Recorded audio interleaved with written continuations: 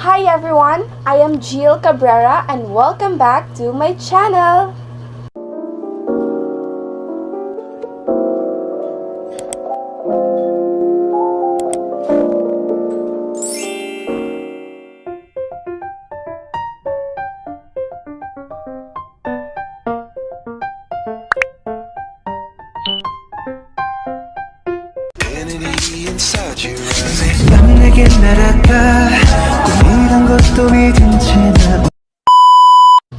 Good day class, I am Jill Cabrera, but you can call me Teacher Jill because I will be your teacher for this video. Today, I am going to introduce and discuss a very interesting lesson that would surely help you in enhancing your grammar. I guess you are ready to explore and learn from this video. So what are you waiting for? Let's begin. Our lesson for today, class, is about Module 14, using prepositions when giving instructions. But before we proceed to the lesson proper, let us consider the objectives first. So at the end of this lesson, learners will be able to define prepositions and explain their usage, identify prepositions in text, and construct sentences using prepositions. Now class, I have here an activity for you to answer orally before we proceed with our discussion. Are you ready? That's the spirit. Instruction. Look at the pictures carefully. Form a sentence out of each picture. Now let us check if you got the correct answers. For picture number 1, we can see a flower vase placed on the table. So what sentence could we form out of this picture? That's right! The flower vase is on the table. What about picture number 2? Correct! The children is playing at the park. Number 3. Very good! The baby is inside the box. What about the last one? Very good! The moon outside is very bright. Let's give a hand to everybody for a job well done. Now from the activity we had, class, what are the words we used in showing directions from the sentences we created? That's right!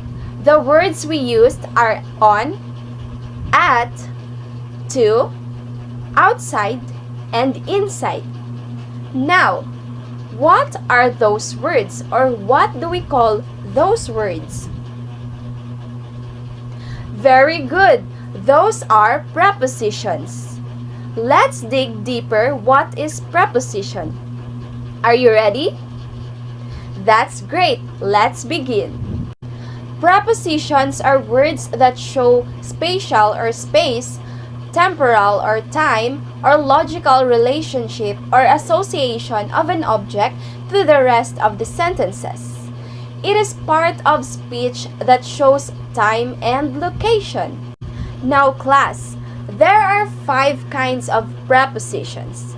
These are prepositions of time, prepositions of place, prepositions of direction, preposition of movement, and preposition of possession. First, we have prepositions of time. These are at, on, and in. We use at to designate specific times. For example, the class will start at 8 o'clock. We use on to designate days and dates. For example, my friend will visit on Sunday. And we use in for non-specific times during a day, a month, a season, or a year. For example, he began his business in 2001. For prepositions of place, we use at, on, and in different contexts. We use at for specific addresses. For example, Anna lives at Purok 1, Barangay Malo, Chaton, Negros Oriental. We use on to designate names of streets, avenues, or etc. For example, Ben's house is on the mountain. And we use in for the names of land areas such as towns, countries, states, and continents. For example, she lives in the Philippines. For further information and better understanding with the prepositions of place, which are in, on, and at, let's try to look and analyze at this figure. So we have the left side, which is the time, and the right side, which is the location. So first, let us focus on the general or the bigger one, which is in. So for in, for the time, we have centuries, the 1800s, decades, the 80s, years, 1970 and 1981, and for months, we have July or May, and weeks, we have 2 weeks. For location, we have England, which is a country, and London, which is a city, as well as Chinatown, which is neighborhood. Next, we have more specific or the smaller one, which is on. So for time, we have May 17th, 1964. For days, my birthday, weekend, Friday, and the weekend. For location, we have Oxford Street, which is street, and the corner, which is an avenue. Lastly, we have the very specific or the smallest one, which is at. So for time, we have 7 a.m. For hours, we have 12 o'clock and 5 p.m. For location, we have 734 Oxford Street, which is an address, and the store, which is a specific location. So, do you get it? That's great. Let us move on to the prepositions of direction. These are by, beside, and inside. First, we have by. We use by to show nearness. For example, Clara is walking by the sea. Next is beside. We use beside to show that something is next to a certain thing or place. For example, our classroom is just beside the canteen. Lastly, we have inside. Use inside to show that something is with another thing. For example, there are 5 chicks inside the box. Next, we have preposition of movement. We only have one, which is to. So we use to in order to express movement toward a place. For example, Kira is going to school. Lastly, we have preposition of possession, which is of. So for example, the students of Malo Central School are dancing Galaw Pilipinas. Now that we are done with the kinds, the proper usage, and the examples of prepositions, let us have another activity. Instruction. Match the missing preposition in each item based on the given picture. You will put your answers on the blanks provided in column A and choose the prepositions from column B. What you are going to do is to write the correct prepositions based on the position of the caterpillars on the apple in the picture. You may now begin answering.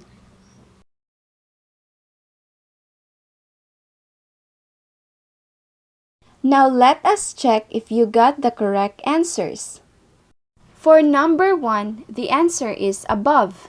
As you can see in the picture, the caterpillar is above the apple. Number 2 is inside. The caterpillar is inside the apple. Number 3, below. The caterpillar is below the apple. Number 4 is on. The caterpillar is on the apple. And number 5 is up. The caterpillar is up the apple. Did you get the correct answer? That's excellent. Now class, do you also know that we can use prepositions on imperatives when giving command or direction? That's greatly possible. I have here some examples. First, we have walk to the corner. Second, go straight and turn left. Third, turn on the right, then cross the road. And lastly, go across or the opposite side of the street.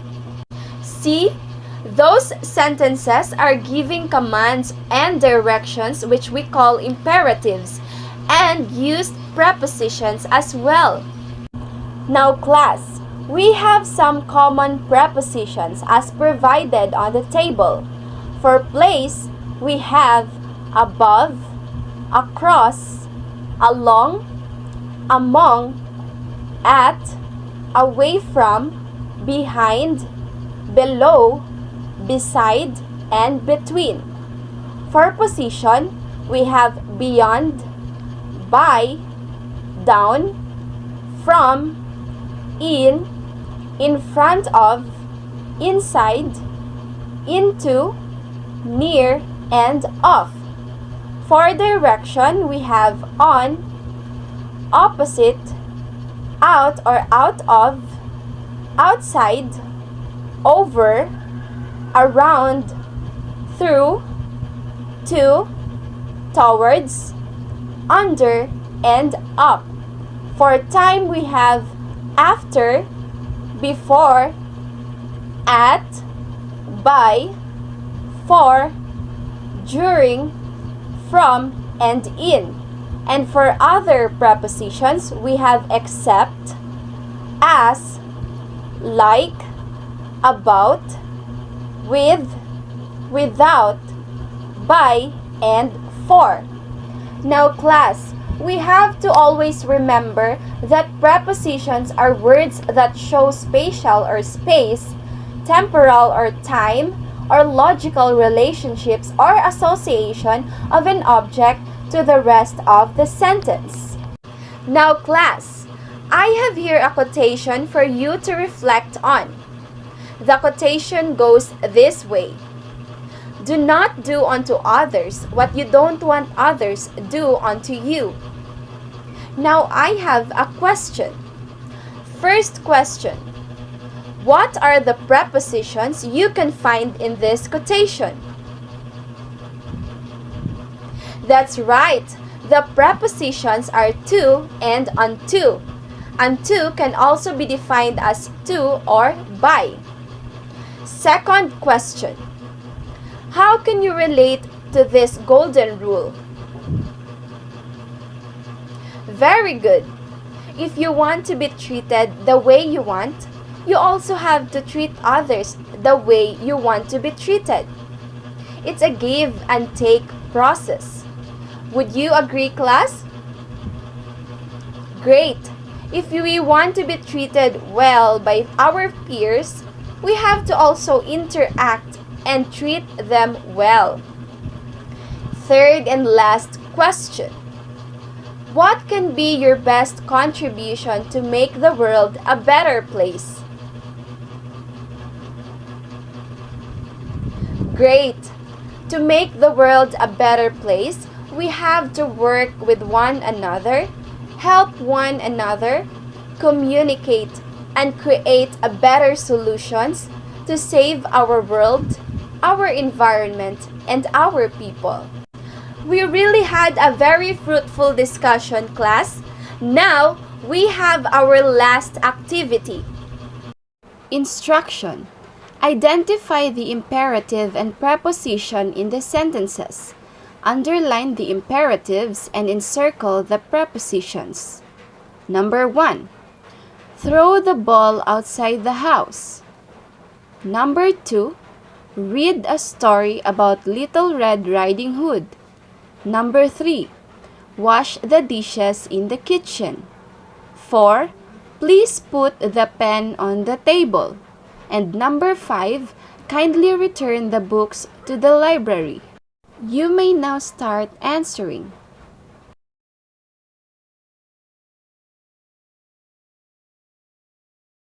Let's check your answers.